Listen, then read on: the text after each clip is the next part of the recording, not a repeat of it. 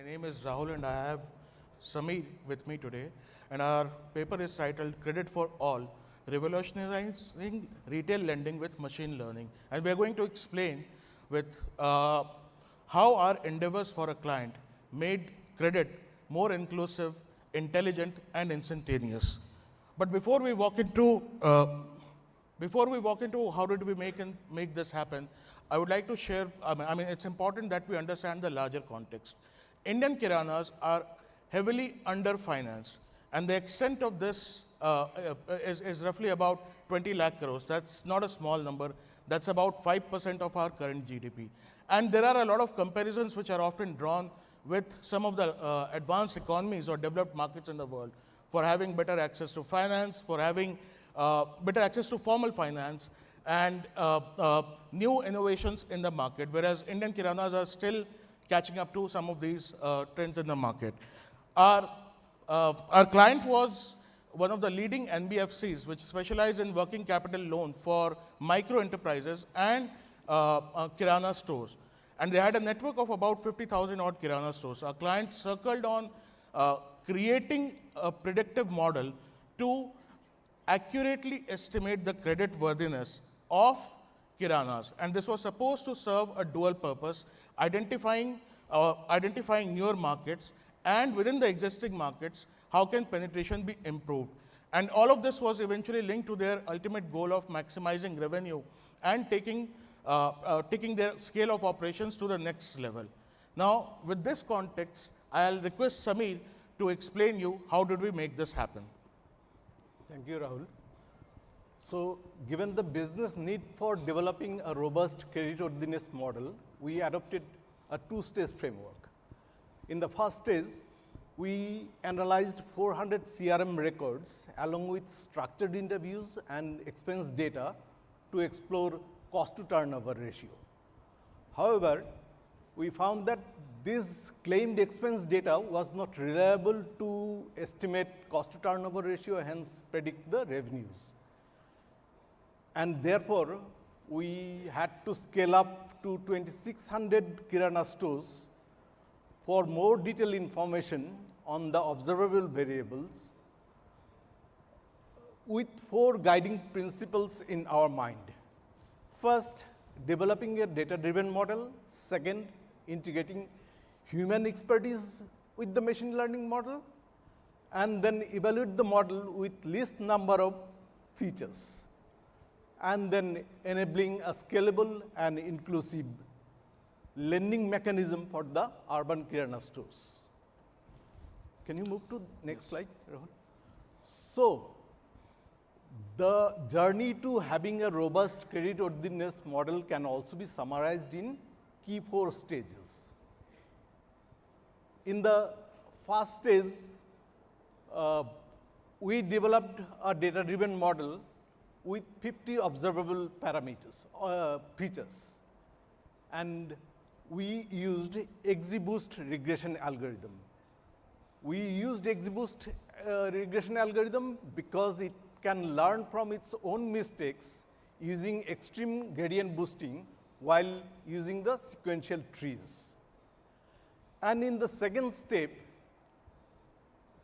we integrated human expertise to eye in and eye out on the decreasing number of features.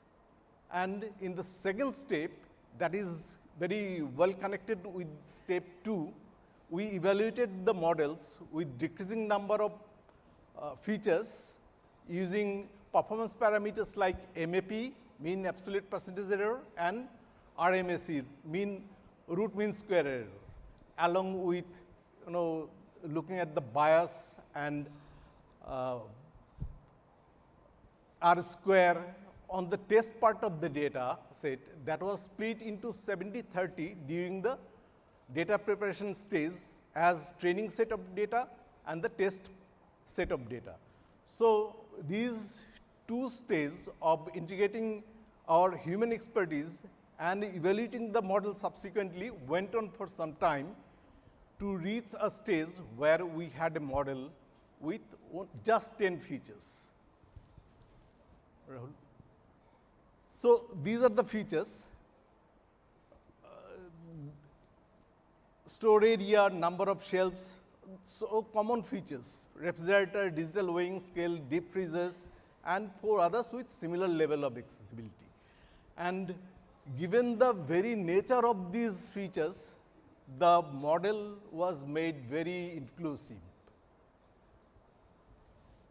And during this delivery and deployment of the model, the IT and analytics team of our client extended their cooperation with us to test the model on diversified data from Kirana stores to test the data, test the model, and once it was confirmed and approved by the client team, we had delivered the model in a RESTful API using Docker image, and that application was supported by big data technology using Dask to make it more scalable.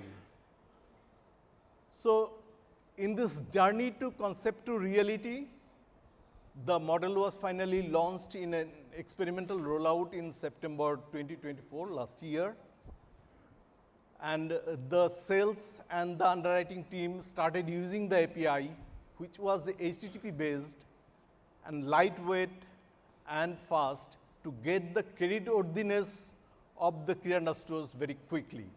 And thus, the mission of having a robust credit worthiness model that should be scalable and inclusive was accomplished. Thank you, Rahul. Now, over to you. Once we had done this or executed this stage, we followed up with a very quick impact assessment to understand how it has impacted the overall business of these neighborhood kiranas. And we identified many positive changes, and some of them we have listed here. There was an increase in 5% in a change of 5% in asset profile of these kiranas. A lot of these kiranas invested in buying better durables to be able to service their customers more. One of the biggest impact was an improvement in overall sentiment and psychology of these kiranas. Roughly 28% reported that they have witnessed a change, a positive change, after receiving these or after beneficiating from these loans. And last but not the least, we also witnessed a change in inventory profile, which included stocking of premium FMCG products across these kiranas. Now, how is the model driving impact for our client, or how it and how it is delivering value? Now, the model has, in summary, not only made credit more equitable and democratic, it is also maximizing the penetration in the current set of markets for the client, as well as allowing the client to launch in newer markets at a much rapid pace. In addition to that, it has also reduced the bias and judgment errors made by underwriting managers or loan managers. And therefore, there is a lot of misinformation which was shelved out. And ultimately, it is also helping the client keeping their delinquency rate in control. And therefore, the overall loop of sales and collection is seamless, which can be accounted to this model. I would like to wrap up by sharing the client's testimony, which underscores the model has helped in bolstering their underwriting process and accurately predict the eligibility. And therefore, they have been able to serve the missing middle of the Indian economy. And that's how we have delivered the power of and with this work. Thank you so much for your time. Thank you. The floor is open for question. Please do share your questions in the Q&A option. First question, in today's scenario, retail is changing very fast, especially the Kirana stores, given the advent of Q-commerce. What do you think is the impact of this on the model? And what is the expected time period after which you need to revalidate it? So, as we told you, the credit financing gap is roughly about 20 lakh crores. And that's about 5% of our GDP. So therefore, the potential of such models, and again, this is a custom model, is immense. And the impact assessment which we did was shortly after disbursement of loans. But the impact needs to be sort of measured after a specific cadence over the next few years to be able to identify what kind of long-term impact it has created. So I hope that answers your question. Do we have more? What is the role of human intelligence in this model? So, I would request Samir to take this. Okay, I love this question. You know, this integration of human expertise with the machine learning was done through a very mindful exercise. You know, our objective was to reduce the number of features, and at the same time, to have the features that are more accessible over the others.